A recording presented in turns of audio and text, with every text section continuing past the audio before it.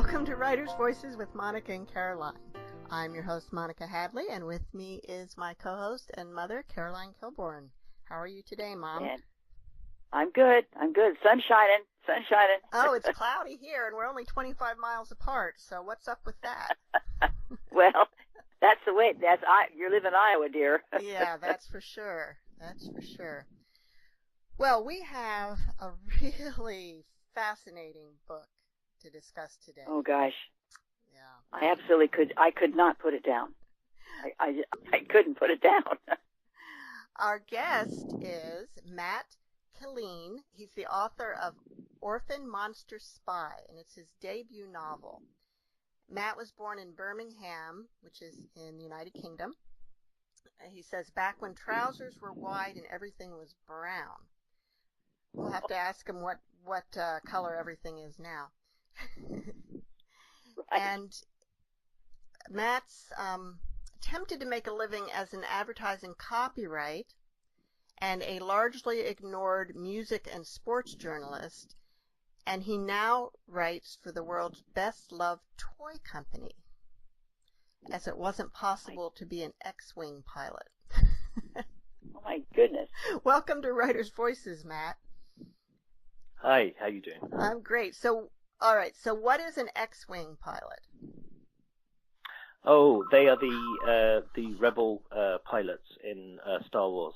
I saw Star Wars when I was 5 years old, and that just exploded the little boy's brain completely. Aha. And to be an X-Wing pilot was my ambition, and unfortunately, it being fictional, that was not possible as a career path. That's true. Although I did spend a lot of time in college playing X-Wing, so I kind of minored in X-Wing. So. Well, it sounds like you may have quite a few possibilities for other novels with your experience, with your life experience. Yes, I think so. I've had a very diverse career. I've been a singer. I've been a designer. I've run a nightclub, and I was a laser tag professional for a very short amount of time, and then I was a filmmaker, and I ran events at my student union, and then I became an art director in advertising, and finally an advertising copywriter, and for the last 8 years I've worked for the Lego company, writing comics and stories and stuff for Lego Club mostly. But I have taken the leap now. I'm a full-time author. So, oh boy. I'm allowing the fear to provide, the impetus for writing the sequel. So, Well, it seems like your character also used fear as her motivation in Orphan, Monster, Spy. Yeah. So, Orphan, Monster, Spy is set in Germany, and the main character is a young woman who becomes orphaned. Have you always had an interest in this period in history, or what drew you to write this story?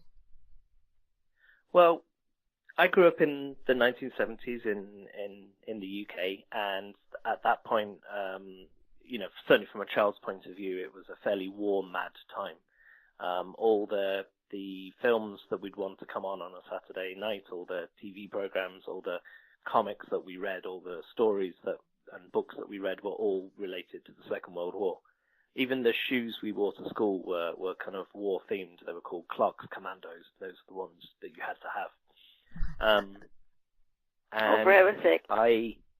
At the same time, my mother's best friend was German, so we spent sort of many summers with her family, and they were warm and compassionate and wonderful hosts, and rabidly pacifist. I couldn't play pirates or space marines or anything that involved violence or weapons without a sort of stern talking to about where that might lead. And it was very difficult to square that experience of real German people with the way that they were depicted, in the media from the 1940s. And I that was very confusing to me.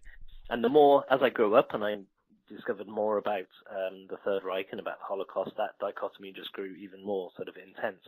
And that kind of laid down like a lifetime's horrified fascination with the Second World War and with the Third Reich.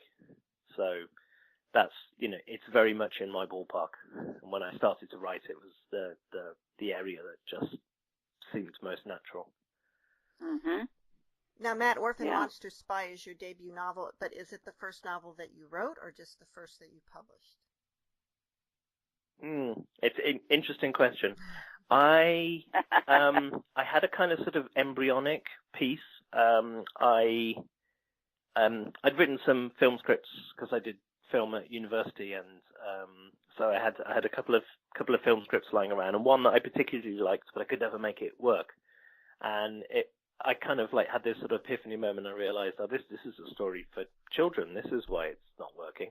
And then immediately it just sort of all came to life. And I was sort of between, advertising gigs at the time, and so I sort of wrote it. And it's very short, and it's a novella, and it's all over the place, and the tone goes up and down. And so there is somewhere in a drawer an early finished novella, but this is the first thing I would let other humans look at, basically. First one was just practice. And what about your life brought you to the point where you felt ready to write a novel and publish it and make the leap to full-time writer? Was it just something that always was there and finally it happened, or was it more gradual? Well, it took me a very long time to realize that writing was what I should be doing. I mean, looking back, I've been writing my whole life. Every career, everything that I've done has involved, quite a lot of writing. I just never kind of considered its value. I think because it kind of came relatively easy to me in many ways that I kind of took it for granted. And it was it was almost by accident. I was, in the UK, if you're an advertising creative, you have to work in teams. And I worked with somebody who was very much on the writing side, and I was very much on the design side. And then she quit, and I ran into another art director who was just, leaps and bounds ahead of me in the design stakes. And he was also Swedish, so I said, well, I'll tell you what, you do the pictures, you do what you do, and I'll do the writing. And then that was like, the scales fell away from my eyes. It was like, this is brilliant. Can I do this now for the rest of my life? Can I put words together? And, And so that was a real epiphany moment. And then later on I did more what they call long copy, because, if you work for an fancy advertising agency, you're only allowed to use 2 to 7 words. But of course, there is actually, and that's all that anybody gets trained to do. But of course, there is, paragraphs and paragraphs of text that somebody has to write, and no one knows how to string a sentence together anymore. So I spent a lot of time writing, websites for German cars and that kind of thing. But it always felt like slightly limiting. I always knew that I had sort of more creative stuff I wanted to discuss, and I even when I started working for Lego, which was like a sort of lifetime's ambition, I wanted to write something that had no restrictions, that there was nobody going, okay, you need to cut most of this away, and that's too dark, and this isn't selling the product enough. And so I kind of had an idea of what I was going to do, but I realized that I needed to learn my craft a little bit if I was going to write in a longer form. So I did a master's degree in creative writing, and I had 3 years to write a book, and it took exactly 3 years, right up until the final night, and that's how I work. And and so Orphan Monster Spy was born, and I kind of rewrote it a little bit over the next 2 years, and then I found my agent, and she's very, very good. Wow. So were you doing the master's degree? Were you working at the same time, or did you go full time? And I was working at the time. I did it by distance learning, so I was kind of having my lectures and workshops and stuff online, which is all very 21st century. It is. Was there some residence portion of it where you go and get together and workshop too, or was it all online? It was pretty much all online. There was no compulsion to spend any time at the university. I did go to a couple of events, and I had the cohort, the people I was working with, were just stunning. I mean, I don't know whether this is typical of a master's program or whether we just, whether it was just luck that I sort of hooked up with a group of like hugely talented, intelligent writers. Part of the book is dedicated to them in the acknowledgements. So that sounds like a really great way to get into writing a book. You have support while you're going, because the writing can be pretty lonely. Oh yeah, absolutely. Yeah. I mean, I think it is very important to, to crit and learn to crit other people and be critted by them. Because you have trouble. One has trouble looking at one's own writing and going, that's what's the matter with that, and this is what I need to fix it. Whereas when you read somebody else's, you can spot what's wrong immediately. And, isn't that the truth? I feel like I'm a much better editor than I am a writer. Yeah. And so, but when you do that, you're learning, just the process of doing that. And usually when somebody is critting your work, you'll go like, gosh, that's absolutely right. And so I think, joining a crit group is one of those essential, things, in becoming an author. I think it also helps, that to speak to some three-dimensional people from time to time and to be able to go like, oh God, I can't stand my life. I'm writing all this stuff. I have like fictional characters that enrage me. What am I supposed to do with this? And I think it's good to speak to people who understand that, So have you kept in touch with that cohort post-graduation? Yes, absolutely have. I'm going on a writing retreat with them this summer. Anna Mannering has a book out in the US now called Rebel with a Cupcake. She's a hugely talented writer.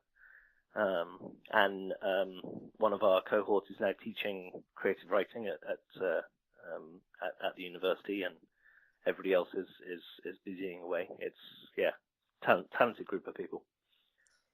It's interesting when you have a group like that, is there any, if one of you has a breakout bestseller, which it looks like Orphan Monster Spy is set to be, do you think there'll be any jealousy? No. I mean, I found very much that, everybody's success has, each individual success has been everybody's success. My cohort is extremely, tight in that respect. And generally, I have found children's writing and writing for YA, that community is incredibly supportive of each other. I belong to the Society of Children's Book Writers and Illustrators. Right. And we have, that is an incredibly supportive environment. Everybody is everybody else's cheerleader. Everybody else, people come to each other's events and because we're not really in competition, when children's books sell well, that is good for the publisher. It means there's more money to give people in advances, and I think we all believe profoundly that children reading is a good and valuable thing. So when people are successful, that means good things are happening in the world. I do know one children's writer who is also a poet, and we met at a retreat, and she was saying, everybody's so nice. This is amazing. And she said, but like, I'm a poet, and poets are, and then she used an expletive, which we're not allowed to use on the radio. Yeah. And so, I don't think every literary sort of category is as supportive as we are, but I think it's we're very sort of tight and united. I mean, that's not to say that, people don't individually go like, oh God, so successful. Why am I not? Because I think every human is like that. Right. Every human feels that from time to time. I mean, I'm in a very privileged position, and I'm getting backing from a publisher, and yeah, I could look out and I can see like 2 or 3 other writers who are getting more coverage right now. There's the little voice inside going, if you were better, you'd be being backed like that. But that's not reality. If the world could do that, could get together like that and support one another, wouldn't that be wonderful? Oh, I mean, absolutely. I think I think every human has an instinct, especially when you're discussing the Third Reich or something. I think all humans have an instinct to kind of sort of fear and anger, but also like the same capacity for sort of compassion. And I think you need to acknowledge the sort of the anger side of yourself, but you can't let it rule you, because it's always the anger is always unreasonable, and very little harm can ever come from somebody reacting from a place of compassion. That's right. You're listening to Writers' Voices with Monica and Caroline, and our guest today is Matt Killeen, author of Orphan, Monster Spy, which is a novel set in World War II. You talk about it being a young adult novel, and of course it is, but when I was reading it, I wasn't even aware of that, because it's so gripping that, that I think it will appeal to adults every bit as much. I mean, I think so. Yeah. I think well-written children's books and young adult books are they should be able to appeal to sort of a wider age range, and particularly YA, because YA is really essentially it's what defines a young adult book is usually there is a younger protagonist than you would find in lit fic. Right. And also it's a little more concise. You cannot get away with any waffle. There can be no fat on a children's book. You got to keep it lean. Well, yeah, and the thing is, for people my age, which is in my 80s, see, I grew up during the Second World War, and we were every time we went to the movies, the newsreels were all about the war, and of course we had rationing, and everything. So it was very. I was really taken by this book, because I saw the other side of what was going on, and we saw one side, and of course we weren't in the United States. We were insulated from a lot of things, but I remember once seeing the prisoners in a war camp when they liberated it in I think it was Auschwitz, and some of the horrible things we saw there, and it was it was very moving. And so I guess that's why I couldn't put this down, because I wanted to see what happened to this young girl. Well, she was something else. Yeah, let's talk a little bit about the book and the main character, Sarah. How did Sarah just sort of come to you fully formed, Matt, or how did you develop her as a character? Well, she kind of arrived fully formed. She was inspired by Violet Szabo, she was an agent for the SOE. The SOE were kind of secret agents that were dropped behind enemy lines and organized resistance and chaos. And those people who did that were taking an incredible risk, because they weren't prisoners. If they were captured, they weren't prisoners of war. They could only expect to be tortured and murdered. And Violet Szabo was, I kind of discovered, I knew her story very well, because there's a film with Virginia McKenna called Carve Her Name with Pride, and I discovered quite recently just how young she was when she died, and how young she was when she volunteered. she was just 21, and I was thinking when I was 21, I was a mess. There was no way I could have volunteered for a suicide mission into enemy territory. And I wasn't much more mature at 21 than I had been at 17 or 15.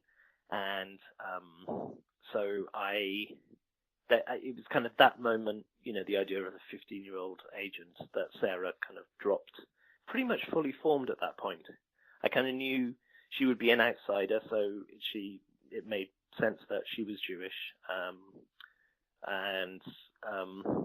So she kind of dropped in, and her character was fairly fully formed. She has kind of written herself in many respects.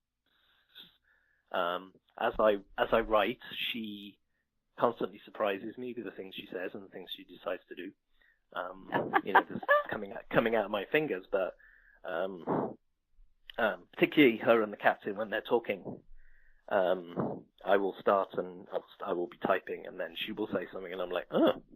And then he will answer, and I'm like, oh, okay, all right, I don't know what I'm going to do with this.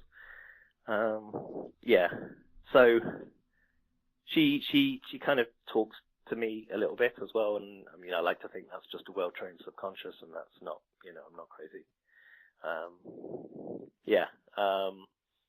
And I mean, a couple of examples of that is that initially in the idea I was thinking, well, the British agent would rescue her, and then I thought, well, no, that doesn't sound right at all. That doesn't sound like her. She would need rescuing.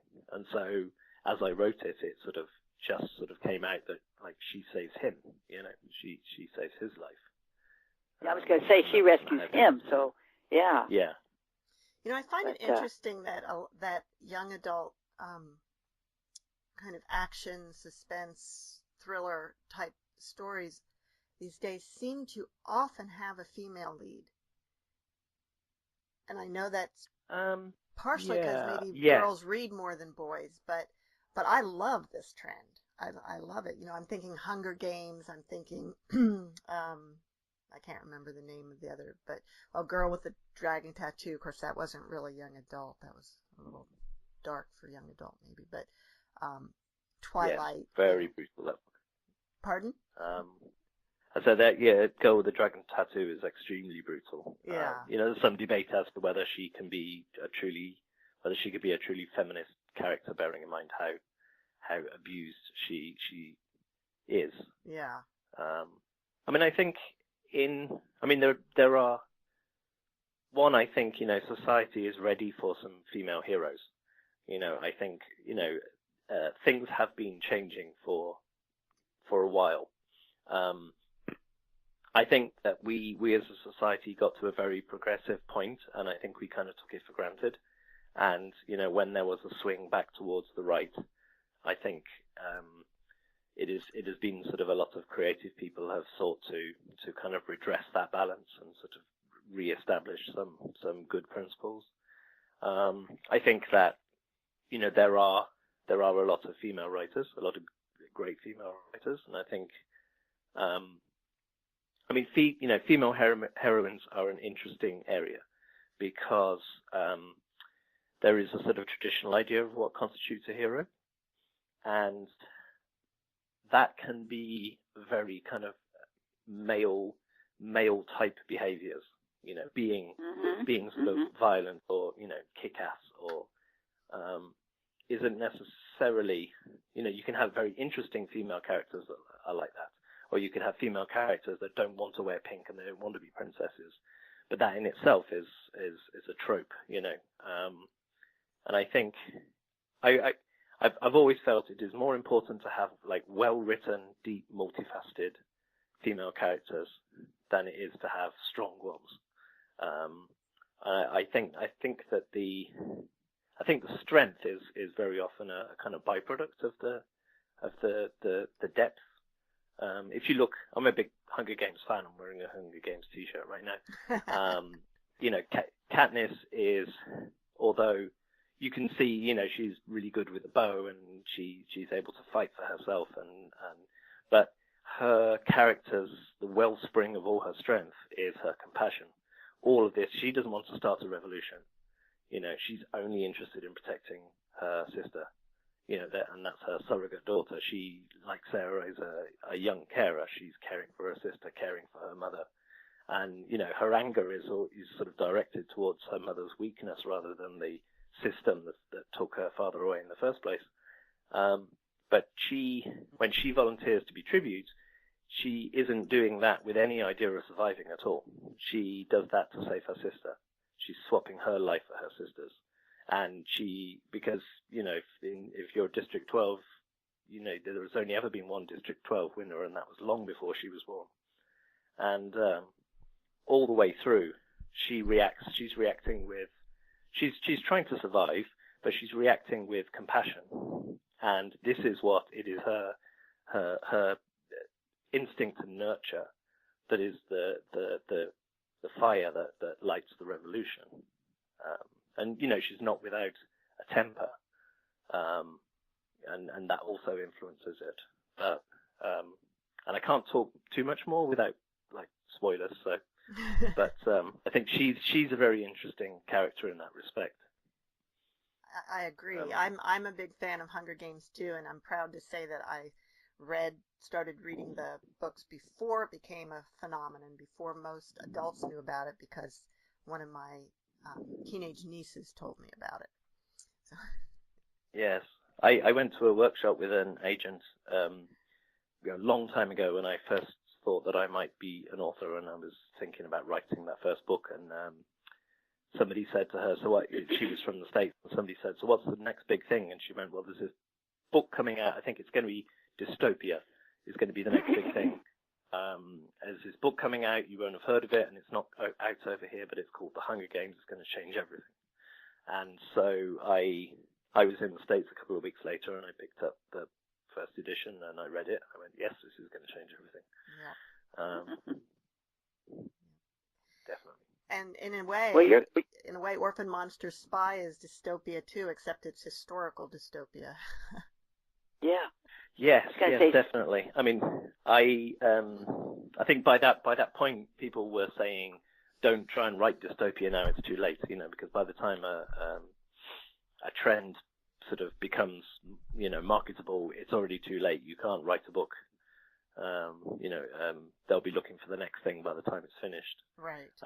And so I kind of thought, well, this is dystopia-esque, basically. The Third Reich is one of the ultimate dystopias. Absolutely. Absolutely. So, Matt, did you do a lot of research into the kind of the details of living in Germany during this time period? I was building off quite a large knowledge base to begin with, so I was able to go, right, this is what the story is going to be, this is the rough framework. I did, as I went along in the story, I kind of had this framework that had the beginning and the end and a couple of incidents along the way. And then I kind of wrote in between in chronological order, which allowed the characters to change the story or the research to change the story. So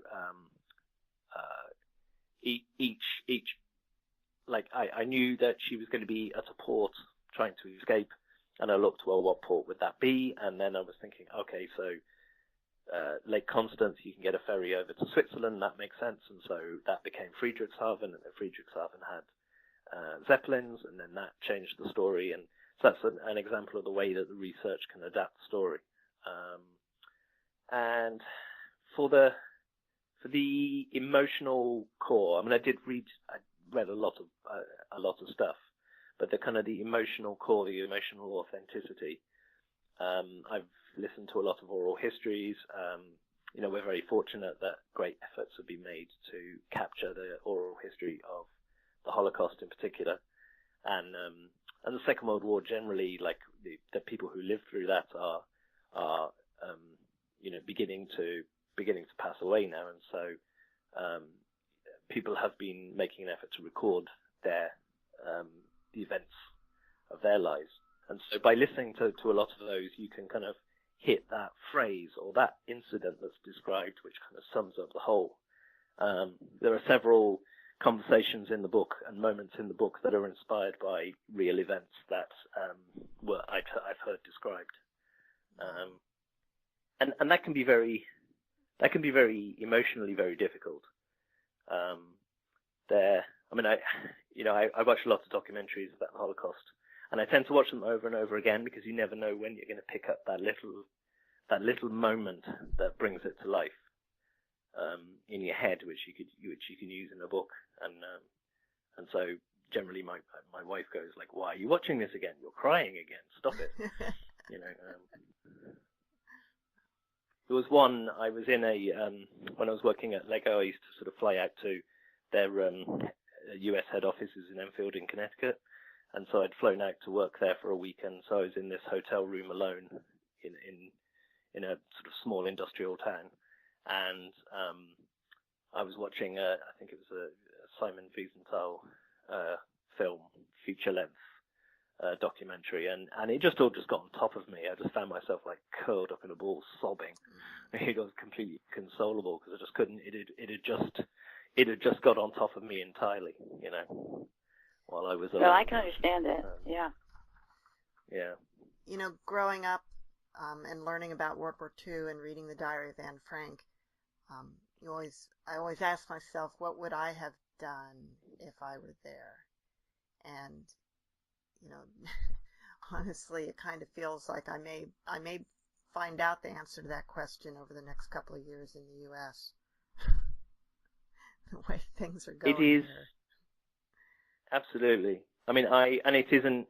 It's very clearly obvious in the U.S. right now, but it's taking place in the U.K. It's taking place in other parts of Europe. But we have the same situation in embryo that led to the Third Reich. We have like massive inequality. We have some people who are incredibly socio and economically deprived, who have just been cut off from society, who are angry and perhaps not the best informed. And then we have media and politicians who are willing to play upon fear and point and say it's the fault of the immigrants and it's the fault of the other person, and those are the people you should fear. And we are in a world sort of on the cusp of that happening again, I think. Did you have that in mind while you were writing that? When I started, when it was sort of in embryo, and I was first thinking about it. We had the war on terror, and I was seeing the way in which governments were using kind of fear to control the population, and seeing how there were sort of corporate interests that were benefiting from that war, which has parallels with the way that the Third Reich was created. And there was also people have a tendency to go, oh well, that couldn't happen here, and it will never happen again. And of course, it has happened. It's happened several times since. It will probably happen again. Because people forget that there wasn't a single country, all but one country, that was occupied by the Nazis in the Second World War. They participated in the deportations of the Jews. The police helped round up Jews. It happened everywhere, including in Britain. The Nazis occupied Guernsey, and in Guernsey, the British police helped deport the Jews to Auschwitz. And when people go, that wouldn't. I didn't know that. I didn't know that. Yeah, that wouldn't happen here, but it did. Well, there was only one country which didn't participate, and that was Denmark. And they basically decided, because they'd been occupied for a while, and then the word came down that they were going to deport all the Jews, and basically the Danes all decided, no, they're not. And they hid them, they took them out in boats, they rescued them from armed police, in mobs. And it's a classic case of, how resistance can change. Because people are always worried about, well, if I stand up and I'm on my own, am I going to get killed? Am my family going to get killed? The fact is that, there is as much compassion as there is hate in the world. And when you stand up and you do what is right, and other people see you, they will rally to you. And that's kind of what happened in Denmark. And I don't think there's anything particularly special about the Danes. I mean, right now they have some of the most draconian sort of anti-immigrant laws in place. It's just that just enough people at that moment stood up and did what was right, and everybody else rallied to it. When I do author visits, in schools, I show the video. I don't know if you've ever seen it. It's somebody filming this lone nutcase dance. It's at a music festival, and on this hillside, there's this one guy doing this really weird dancing. And this is why clearly somebody turned the camera on him to record it. And then somebody else goes up, and because somebody else goes up, a third guy does it, and then four, and then there's four of them together, and then that's a movement. And then, within 2 or 3 minutes, the entire hillside is covered with thousands of people all doing this weird dance. Because that's kind of how it happens, I had an experience like that myself once where I came across a very serious accident on the road, and there was a semi and a pickup truck had collided, and cars, I was one of the first ones there, but pretty soon cars were backed up on both sides of the road, and everyone was afraid to approach the pickup truck where one man was hanging out of the truck over the seatbelt, so he was bent over the seatbelt and he wasn't moving. The other one was trapped behind the steering wheel, and I went from car to car and said, is anyone a doctor? Is anyone a nurse? And nobody was. And so finally I went over and started to try and help the guy. And then everybody came and tried to help. Absolutely. Mm-hmm. I think we were all afraid. We didn't know what to do, but you had to do something, so we cut him out of the seatbelt and then he did end up living. So. Oh, excellent. Yeah. So, Matt, would you like to read a little bit from Orphan Monster Spy? Okay, I'm going to read the beginning. Great. If that's okay. Sure. Right. Okay. So it's August 28th, 1939. Finally, the car came to a stop. With difficulty, Sarah opened her eyes, blinked to clear her vision, and looked up from her hiding place in the footwell. Her mother was slumped in the driver's seat, her head against the top of the steering wheel. She was gazing through the spokes to where Sarah was crouched. Her mother's eyes were almost the same, they were wide and pretty. Her pupils were so big Sarah could see herself in them. But now they seemed dull. Her mother was no longer in there. She reached out, but something hot dripped onto her hand, so she snatched it back. Her palm was bright red next to her white fingers. Lauf, dumm Schlamp. Sarah could hear the voice in her head, but her mother's lips weren't moving. Her nose was blocked and her eyes hurt. The pain was a fog across her thinking. Again she heard it. Lauf! Run! She looked at her mother's face once more, in time to see her forehead slide off the top of the wheel. The eyes, still staring, now regarded the floor. Lauf! Just run! Sarah thought her voice was her own. The door handle turned, but the door didn't open. She tried again. It opened a crack, but she was pushing against the whole weight of the door as if up a hill. Her hand was slick with blood, so she rubbed it on her coat and tried again. By sticking her shoulder against the door panel, she managed to heave it wide open, spilling the cold light of the evening into the car. She scrambled up and out. The Mercedes had come to rest in a ditch by the roadside, its nose buried in a warehouse fence. Sarah looked into the car and saw what the bullet had done to the back of her mother's head. She fought a wave of nausea as the door swung shut, but she felt nothing else. Not yet. Her heart was beating fast and loud in her ears, the air stinging her nose. Her neck felt hot. Behind her, the soldiers from the checkpoint were just rounding the distant corner that she and her mother had careened around moments ago, just before the shot. There were voices, shouts, running feet on the asphalt. Dogs began to bark. They were closing. Where now? What now? Loud! Sarah flung herself onto the warm hood and crawled across it towards the break the car had made in the warehouse fence. The shards of broken windshield tore at her hands and knees. She slid off into the brambles and then pushed through them on all fours, picking up splinters of wood, thorns, and broken glass. Don't look back. Keep going. Ignore the pain in your hands and knees. Louse! She let the voice run riot in her head as she broke through the fence. Was it her voice? Her mother's? It didn't matter. Onto your feet now. That's it. Lauf, lauf, run, run. She sprinted into an alley between two old buildings, kicking up the sludge deposited by overflowing gutters. Looking up, she could see the rusting gutters hanging from the roof edges and the leaf fitter that blocked the drains, about 2 meters high, too precarious. But this claustrophobic corridor continued into the distance, and she could hear the dogs closing. Get up there, dumb schlump. Don't call me that. Well, you're being one. What kind of gymnast are you? Jewish gymnast, not permitted to compete. You'll be a dead Jewish gymnast if you don't move. Are you hardy, pious, cheerful, free? Sarah found herself laughing at the old saying. What would Jan, the father of gymnastics, think of a Jew? Deutschland's Unglück, Germany's misfortune, using those words as inspiration. So she put a skip into a step, ignoring the tightness in her calves, the pain in her neck, the chance of slipping, repeating, frisch, fromm, frightfully free.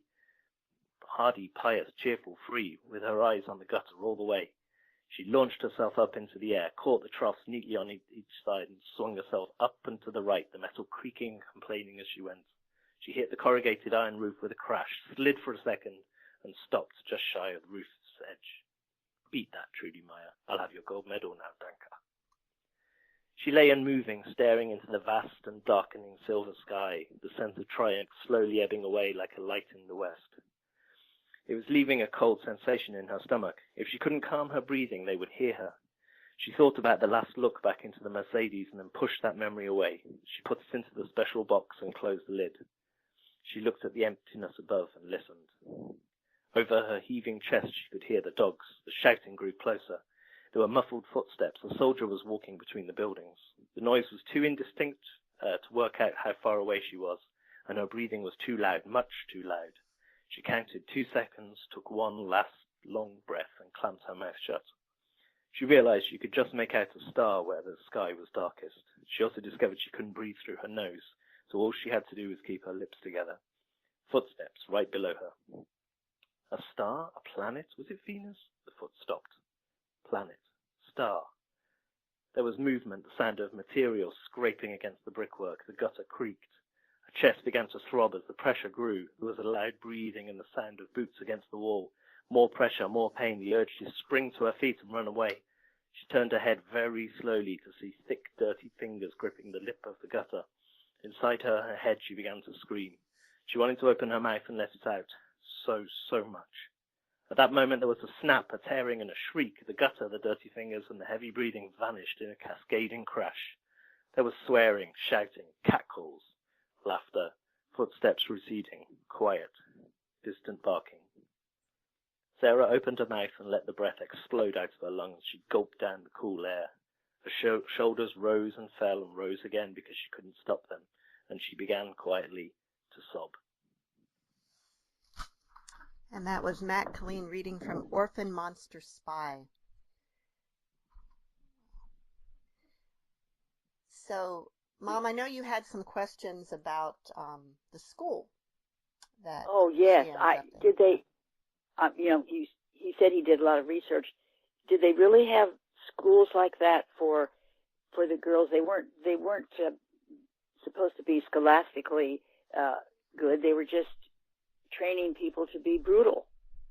Was that what they did? Well, the Napola schools existed. I kind of had it in my head that this place would exist. I read a lot of in my early adolescence. I read a lot of Enid Blyton, the Mallory Towers books, and boarding school stories. And so I kind of in my head that was sort of the basis of it. And then I sort of did some research and discovered that the Napola schools did exist. They were training. They were sort of in a way SS academies for the most Aryan people.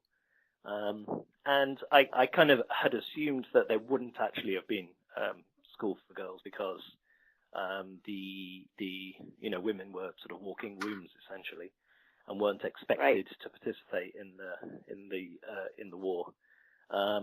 But it turned out that there were actually a couple of Napola schools for girls, and so there's very little written about them. I think a lot of the people who went, I think were insecure about talking about them.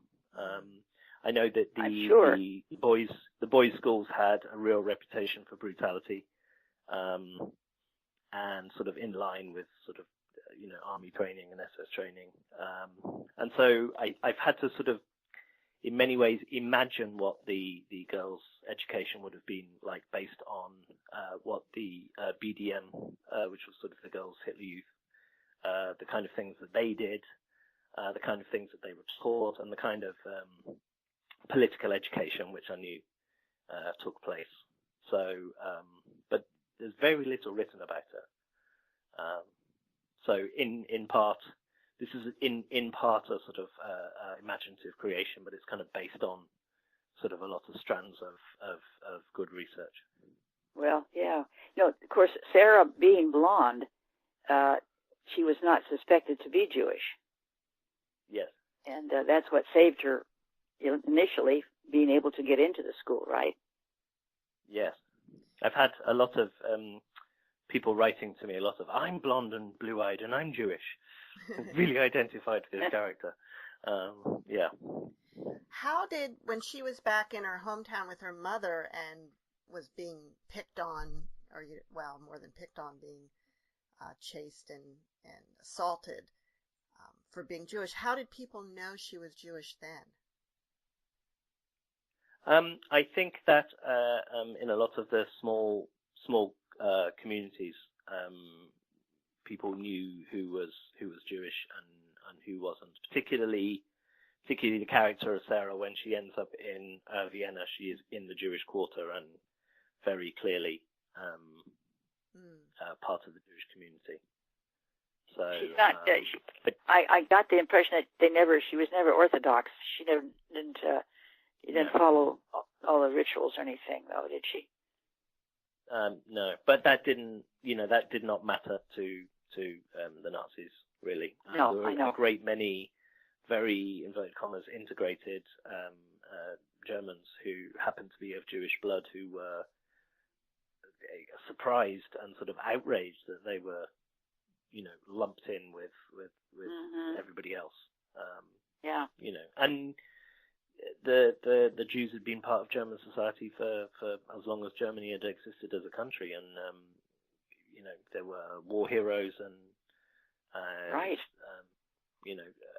The lawyers and doctors and judges who've been, who were as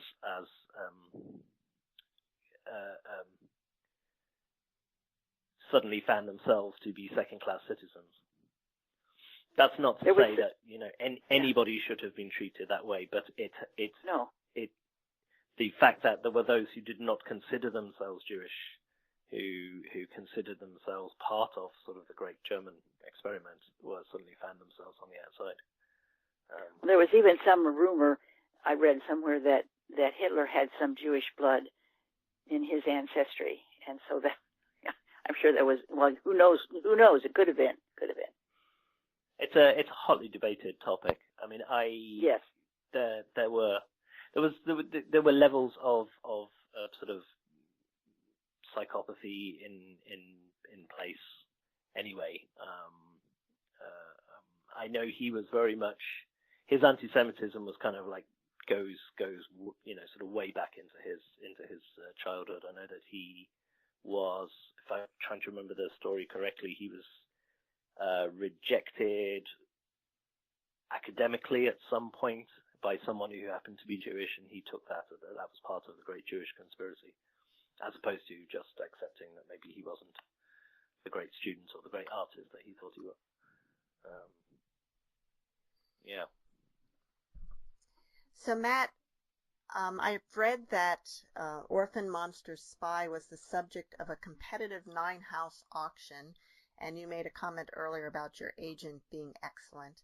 So I'm guessing there's a story to this. Well, it kind of goes back. I was talked earlier about the Society of Children's Writers, children's book writers and illustrators.